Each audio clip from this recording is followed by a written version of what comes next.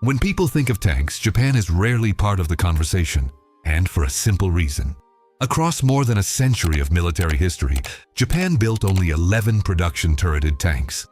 The Type 89 Igo was the first main battle tank domestically produced by Japan and the first mass-produced diesel tank in the world.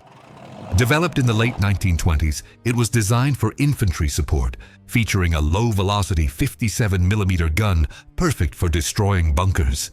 While innovative for its engine technology and crucial in early campaigns in Manchuria, it was slow and its armor was too thin to survive modern anti-tank weapons by the time the Pacific War intensified. The Type 95 Heigo was a light tank built for speed and mobility, designed to keep up with motorized infantry and trucks. It proved highly effective against the poorly equipped Chinese armies and colonial forces during the early stages of the war. However, its armor was extremely thin, and its 37mm gun struggled against Allied armor like the Sherman. Despite its obsolescence, it was used until the very end of the war, simply because Japan could not produce enough replacements. The Type 97 Chiha was the most widely produced Japanese medium tank of World War II.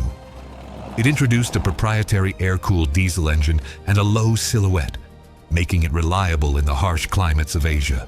Originally armed with a short 57mm gun for infantry support, it found itself hopelessly outgunned when faced with American tanks. It remains the symbol of the Imperial Japanese Army's armored force, representing both their early successes and later technological struggles.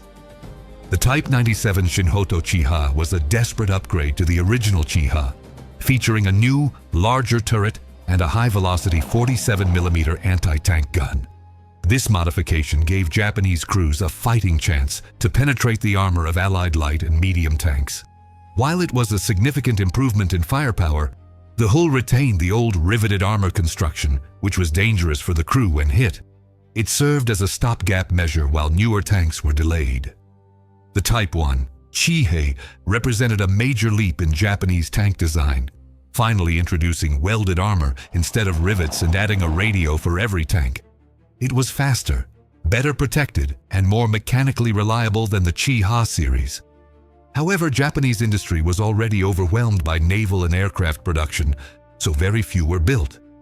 Most remained in the Japanese home islands, awaiting an invasion that never came, meaning this capable tank rarely saw combat. The Type 2 Kami was an amphibious tank designed specifically for the Special Naval Landing Forces to support island-hopping campaigns. It used detachable pontoons on the front and rear to float, which could be jettisoned once the tank reached the beach. It was an ingenious solution for Japan's maritime strategy and fought fiercely in the Pacific Island battles. While lightly armored, its ability to attack from the sea made it a unique and dangerous asset in amphibious warfare. The Type 3 Chinu was the last medium tank to enter mass production for the Imperial Japanese Army. Armed with a powerful 75mm field gun adapted for a turret, it was designed specifically to counter the American M4 Sherman. It was a defensive weapon, kept in reserve on the Japanese mainland for the final, decisive battle.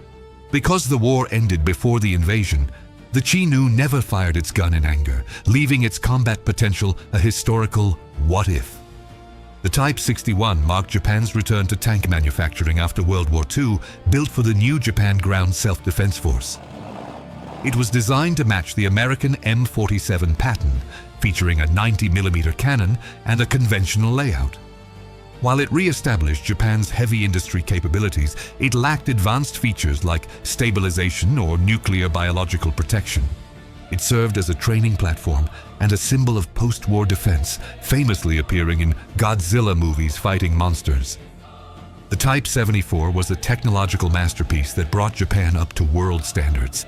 It featured a distinctive hydro-pneumatic suspension system that allowed the tank to kneel, stand, or tilt to aim over ridges in the mountainous Japanese terrain.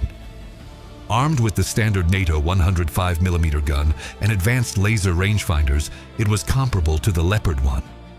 It served for decades as the backbone of the JGSDF, beloved for its adaptability and sleek, low profile.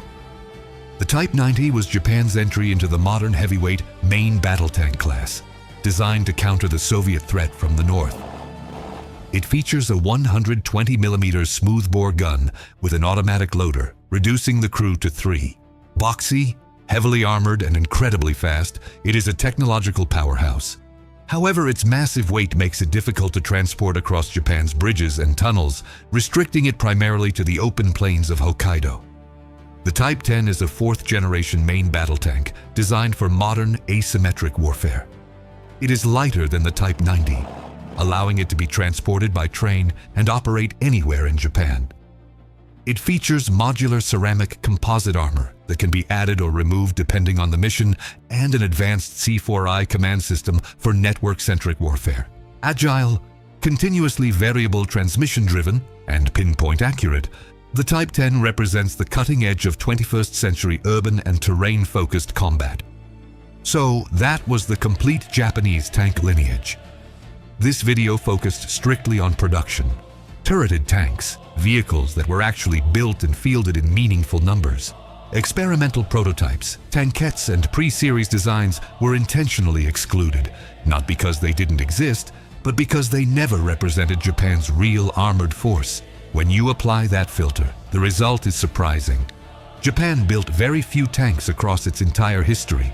If you'd like to see a separate video covering every Japanese tank prototype and experimental design, let me know in the comments. If there's enough interest, we'll make it. Thanks for watching, and I'll see you in the next one.